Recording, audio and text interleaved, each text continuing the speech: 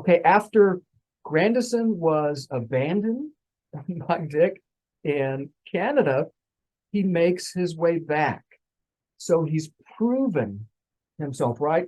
That he's the model enslaved person. He comes back because why else would somebody come back after being set free, right? Hmm.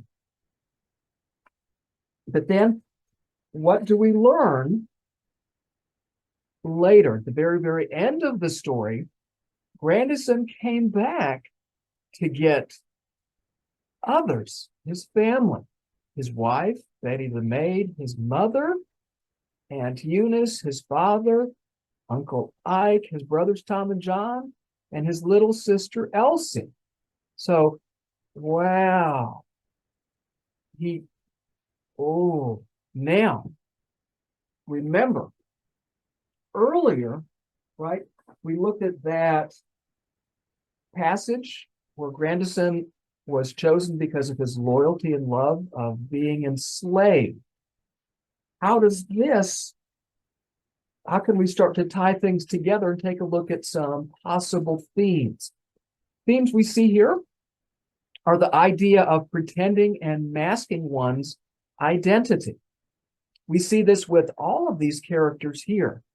Dick and Charity do it by pretending to be, thoughtful, caring, more than they are, taking an interest in that court case or that young man who helped an enslaved person escape and then was convicted guilty of violating the fugitive slave law and died in prison, right? That's the spark for Dick undertaking this quest to win the love of Charity.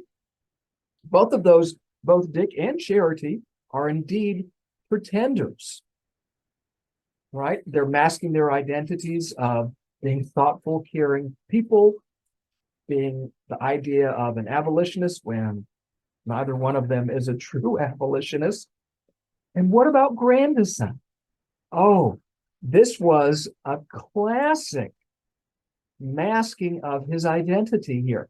He was not the model enslaved person, loyal, right? He was pretending. Once he saw this opportunity, he realized, wow, it's not just going to be me who makes it to freedom, but my extended family is doing it. So yes. So let's go back to the beginning. We see here, we get that opening page here, the passing of Grandison. So Grandison indeed passed himself off as that model enslaved person when in fact he was very intelligent, very cunning. He had a master plan for not just himself, but his entire family. He had a double. Wow. Ooh, a double. When we get to the Souls of Black Folks and the writing of W.E.B. Du Bois, that idea of double consciousness, boom, we see it here. This idea of masking identity. Wow. What a very, very clever work. Has layers here. You just got to work through these layers and peel them off.